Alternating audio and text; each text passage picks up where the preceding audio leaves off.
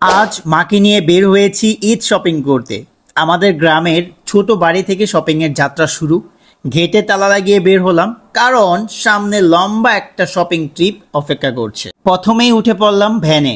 গ্রামের রাস্তায় হালকা বাতাস, চারপাশে প্রকৃতি, সবকিছু একদম অন্যরকম শান্তির। ভ্যান থেকে বাজারে এসে এবার নিলাম একটা অটো।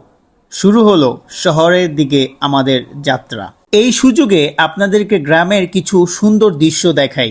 দেখুন, ধান ক্ষেত, রাস্তার ধারে সারি সারি গাছ, পাখির ডাক, সব কিছু যেন একটা আলাদা প্রশান্তি এনে দেয়। কিন্তু শহরে ঢুকতেই পড়লাম জ্যামে, আর বলাই বাহুল্য ঈদের আগে জ্যাম একটু বেশিই থাকবে। অবশেষে পৌঁছালাম আদিবা শপিং মলে। মা আর আমি প্রথমেই প্রবেশ করলাম শাড়ির দোকানে। অনেক সুন্দর সুন্দর কালেকশন দেখলাম, কিন্তু পছন্দ হলো না, আর দামের সাথেও ঠিক মিলল না।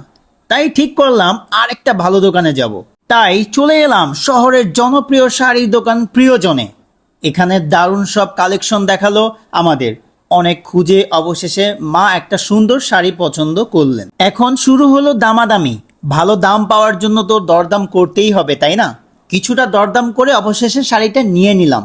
শপিং শেষে বের হলাম রাস্তার দিকে। এত মানুষ, চারদিকে কেনাকাটা ধুম।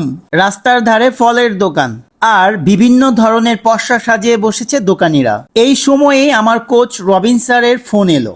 কিছুক্ষণ কথা হলো ওনার সাথে। তারপর গেলাম খেজুর কিনতে। রমজানে খেজুর কিন্তু মাস্ট। এরপর মায়ের জন্য চুড়ি কিনলাম। মা চুড়ি খুব ভালোবাসে, তাই ওনার জন্য এটা নিতেই হলো। মা বলেছিল বালতি কিনতে হবে। পরিচিত এক কাকার দোকানে গেলাম, যিনি অনেক মজার মানুষ। হেসে হেসে আমাদের কাছে বালতি বেচে দিলেন। সব কেনাকাটা শেষ। এবার অটো করে ফিরে এলাম আমাদের এলাকায়। পথিমধ্যে দেখা হলো মোশাররফ ভাইয়ের সাথে। তিনি আমাদের বাসায় দাওয়াত দিলেন। দেখা যাক যাওয়া যায় কিনা। বাড়ির সামনে পৌঁছাতে আশেপাশের অনেকেই ছুটে এলো আমাদের কাছে। প্রথম প্রশ্ন, শাড়ি কেমন, দাম কত, সবাই দেখলো আর মায়ের শাড়ির প্রশংসা করলো। তাদের পছন্দ হয়েছে শুনে আমাদেরও ভালো লাগলো। আর এভাবেই শেষ হলো আমাদের ঈদ শপিং ব্লগ। কেমন লাগলো আপনাদের? মায়ের শাড়িটা কেমন হয়েছে?